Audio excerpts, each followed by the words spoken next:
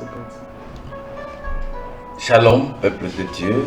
Nous voici encore dans notre étude des séries de récits, des œuvres que Jésus-Christ a accomplies dans l'évangile selon Marc. Aujourd'hui, nous venons encore avec une étude dans Marc chapitre 7 du 31e verset jusqu'au 35e. Et cela nous donne de donner le thème de notre étude, Ephata. Ephata, c'est un nom que nous allons trouver. Lisons d'abord dans la Bible. Nous sommes dans Marc chapitre 7, du 31e au 35e verset. Voici la lecture. Jésus quitta le territoire de Tyr et revint par Sidon vers la mer de Galilée, en traversant le pays de la Décapole. On lui amena un sourd qui avait la difficulté à parler, et on le pria de lui imposer les mains. Il le prit à part loin de la foule et lui mit le doigt dans les oreilles et lui toucha la langue avec sa propre salive. Puis il leva les yeux au ciel, il soupira et dit « Ephata », c'est-à-dire « ouvre-toi ». Ephata, c'est un mot araméen que Jésus a prononcé sur cet homme qui avait un double handicap, à savoir, il était sourd et aussi muet. Ça veut dire qu'il y avait des choses qui lui étaient fermées. La première, c'était le langage. La deuxième chose, c'était l'entendement. Ça veut dire qu'il n'avait jamais émis aucun son et n'avait jamais entendu aucun son. Toute sa vie, il n'avait jamais prononcé aucune phrase et n'avait jamais entendu aucune phrase. Donc c'était un double handicap. Vraiment que c'était un homme malheureux qui a passé toute sa vie comme ça, sans avoir entendu, sans avoir parlé. Jusqu'à ce que Jésus arrive et on lui amène cet homme. Jésus le prend, il laisse la foule et s'écarte. Il procède à sa manière. Il touche là où il y avait le problème. Ça veut dire que Jésus touche le problème de cet homme. Qu'est-ce qu'il touche? Il touche et la langue et les oreilles. Ça, c'est un service qu'il rend, mais tout en prononçant une phrase remplie de l'onction, une phrase remplie de la puissance, une phrase qui va changer le cours de l'histoire de cet homme. Et la phrase, c'est celle qui va faire l'objet de notre étude, Ephata. Bien sûr, comme nous l'avons dit au début, que c'est un mot araméen qui veut dire « ouvre-toi ». Jésus est venu ouvrir des portes qui étaient fermées dans la vie de cet homme. La vie est faite des ouvertures et de fermetures. Il y a des portes qui doivent nécessairement, obligatoirement, au ipso facto, s'ouvrir dans notre vie. Il y a aussi des portes qui doivent se fermer dans notre vie. Ainsi, la vie est faite de fermeture et d'ouverture des portes.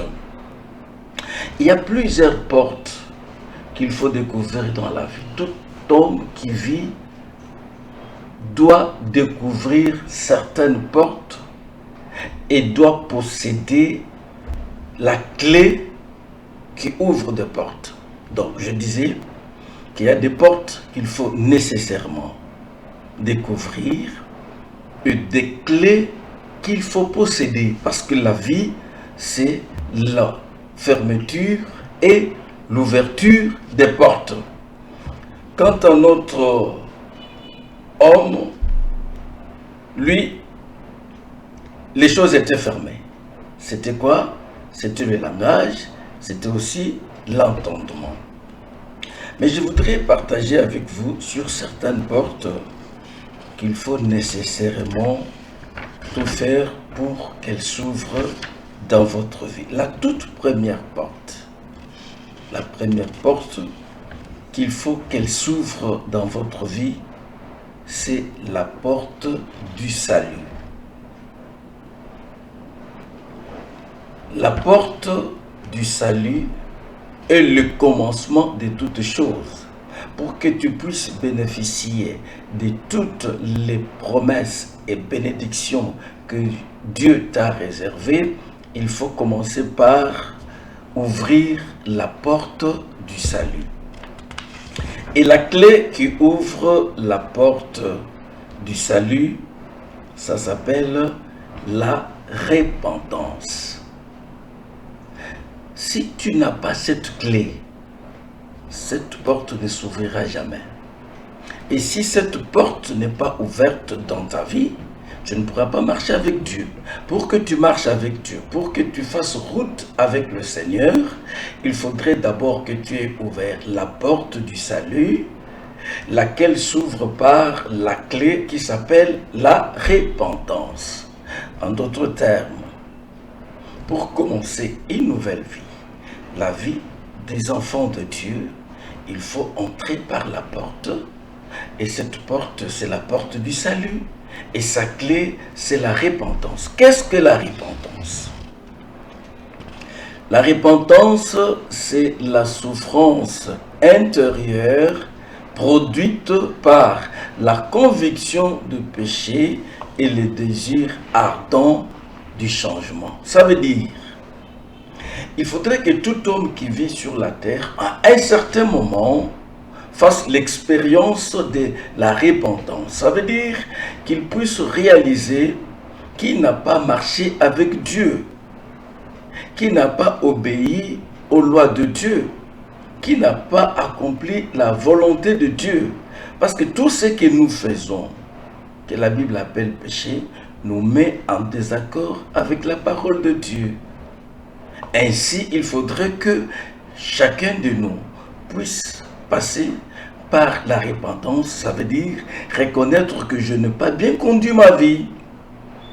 Je n'ai pas marché comme il se doit. Et pour cela, tu dois en avoir de remords. Ça veut dire que tu dois en souffrir.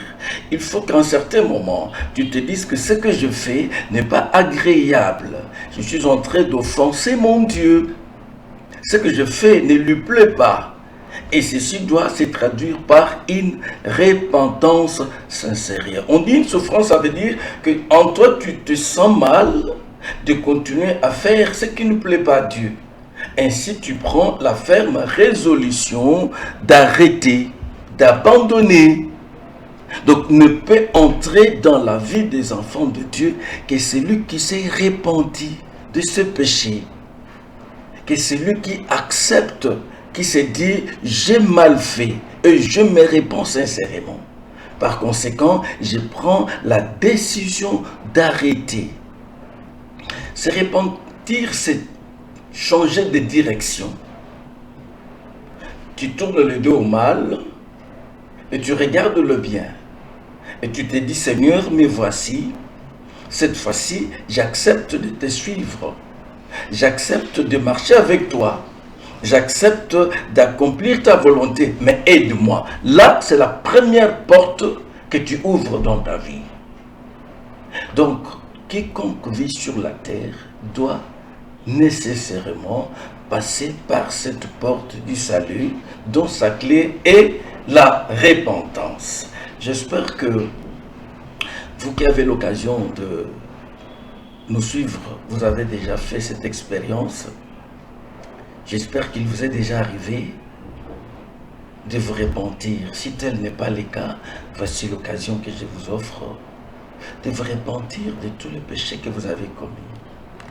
Voici l'occasion de chercher à ce que cette porte du salut s'ouvre dans votre vie, afin que vous commenciez une vie nouvelle. Ça, c'est la première porte. La deuxième, j'aime aussi cette porte. C'est la porte de la délivrance. La délivrance. Vous savez, tout ce que nous faisons du mal nous entraîne dans une sorte de prison, s'il faut dire ça. Tout le mal que nous faisons nous emprisonne. Nous nous retrouvons dans un carcan, dans des chaînes. Et après s'être repenti, il y a une autre porte qu'il faut ouvrir. C'est la porte de la délivrance. Parce que la délivrance implique l'ouverture de la porte qui te sort de chaîne et te rend libre. Cette fois-ci, tu seras libre, non pas de pécher, mais libre de suivre Jésus. Tu ne peux suivre Jésus librement que si tu as de chaînes brisées. C'est ça la délivrance. La délivrance, c'est de sortir de liens de l'ennemi. C'est de se libérer de toutes ces chaînes qui t'empêchent de faire la volonté de Dieu. Beaucoup veulent faire la volonté de Dieu, mais n'y arrivent pas tout simplement parce qu'ils se retrouvent dans une sorte de prison, dans des liens, dans des chaînes. Ils ont bien sûr la volonté, mais il manque le pouvoir. Pourquoi? Parce qu'ils sont enchaînés. C'est ainsi qu'après avoir ouvert la porte du salut par la repentance, il faut chercher à ce qu'une autre porte s'ouvre dans ta vie, c'est la porte de la délivrance. Ainsi, tu pourras bien marcher avec ton Seigneur. Et la clé qui ouvre la deuxième porte de la délivrance, ça s'appelle la connaissance. Parce que Jésus a dit, vous connaîtrez la vérité et la vérité vous affranchira. C'est par la connaissance de la vérité. En d'autres termes, cela veut dire, c'est lorsque vous réalisez que je suis dans tel lien, vous ne pouvez le réaliser qu'au moyen de la connaissance. C'est lorsque vous êtes exposé à la lumière de la parole de Dieu que cela reflète réellement votre intérieur. Et vous vous rendez compte que certainement, vous êtes dans les liens et il vous faut la délivrance. Très indispensable. Il y a plusieurs qui se contentent d'aller dans des églises et de prier, mais qui n'ont pas compris que la délivrance était une porte qu'il fallait impérativement chercher à ce qu'elle s'ouvre dans la vie. La troisième porte, parce que je suis en train de parler des portes, la troisième, c'est la porte de l'épanouissement. Vous savez, la vie chrétienne, c'est une vie épanouie. Jésus dit, je suis venu donner la vie et la vie en abondance. L'abondance dont parle Jésus, c'est l'épanouissement qui nous accompagne tout au long de notre vie.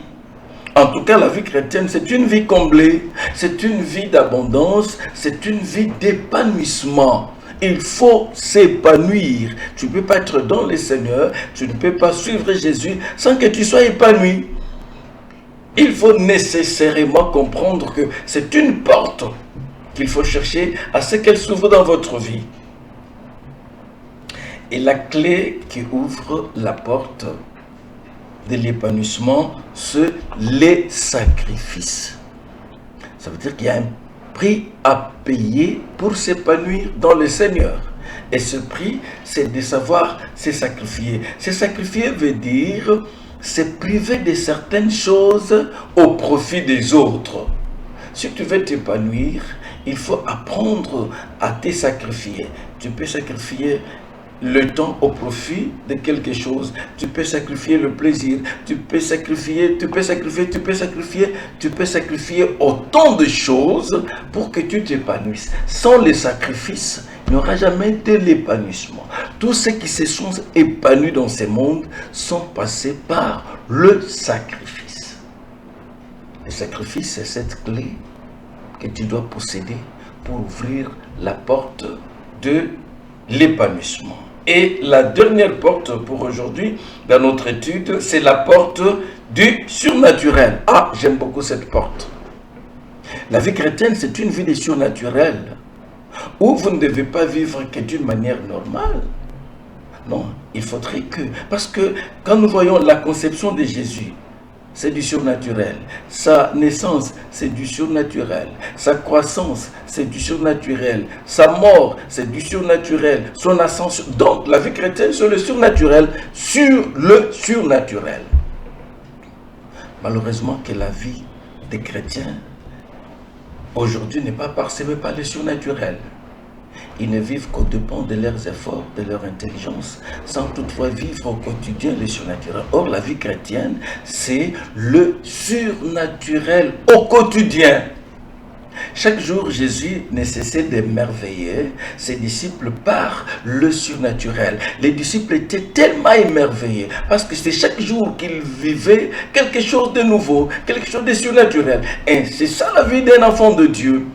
Il faut que l'enfant de Dieu découvre plusieurs surnaturels dans sa vie. Et la clé qui ouvre la clé du surnaturel s'appelle la révélation. Le surnaturel ne vient que par une révélation. C'est lorsque Dieu commence à se révéler en vous. C'est lorsque vous entrez dans le monde de révélation que le surnaturel va vous accompagner. Le surnaturel ne se vit pas avec le raisonnement humain, non. Pas avec la réflexion, non. C'est pas avec la raison. Mais le surnaturel se vit qu'avec la révélation. C'est lorsque le Seigneur se révèle à vous. C'est quand il vous donne une révélation sur quelque chose, alors que le surnaturel s'ensuit. Ephata, ouvre-toi. J'aimerais que certaines portes s'ouvrent dans ta vie. La première, c'est la porte du salut. La deuxième, c'est la porte de la délivrance. La troisième, c'est la porte de l'épanouissement. Et la quatrième pour aujourd'hui, c'est la porte du surnaturel. Est-ce que tu n'as pas aussi un handicap? Parce que cet homme était un handicapé. Il a vécu toute sa vie comme ça. Il n'avait pas de langage. Il n'avait pas de l'entendement. Mais quand il vient à Jésus, Jésus prononce des paroles qui déclenchent de miracles dans sa vie. Et du coup, sa vie change. Il devient une autre personne. Il entend et il parle. Et il y a aussi un langage que tu peux parler, que tu peux adopter, que tu peux parler. Il y a des choses que tu peux entendre, à condition que tu laisses Dieu ouvrir certaines choses. C'est lui qui ouvre, c'est Dieu. Est-ce que tu peux faire confiance à ce Dieu afin qu'il ouvre ces portes qui sont fermées dans ta vie? Vous permettez que je prie parce qu'à chaque fois que nous avons une étude, nous terminons toujours par une prière. Aujourd'hui, je voudrais prier pour que le Seigneur ouvre toutes les portes qui sont fermées. J'en ai énuméré que 4, mais il y en a plusieurs. Parfois, tu as des portes que tu désires, que je n'ai pas pu énumérer ici, mais l'Éternel est puissant, il est capable de t'ouvrir ces portes. Ephata, certes, tu peux voir des portes s'ouvrir dans ta vie. Laisse-moi prier pour toi. Ô Dieu puissant, Dieu d'amour, je prie pour toute personne qui a eu l'occasion ou qui aura l'occasion de suivre ce message sur Ephata. Mon Dieu, tu sais ce qui lui est fermé. Tu connais les portes que l'ennemi, le diable, a fermées dans sa vie.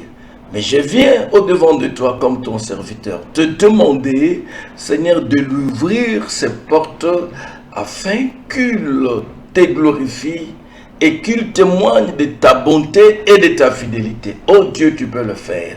Parce que tu as dit que tout ce que nous te demanderons en priant, que nous croyons que nous l'avons reçu et nous le verrons s'accomplir. Seigneur, je t'ai ainsi demandé au nom de Jésus-Christ. Amen. C'était votre humble serviteur, le pasteur Gustave Roger Commandé. Vous nous avez suivis sur notre chaîne YouTube Sanctuaire des Prodiges TV. Nous vous demandons de vous abonner, d'aimer et de partager ce lien à vos amis et connaissances. À la prochaine. Que mon Dieu vous bénisse.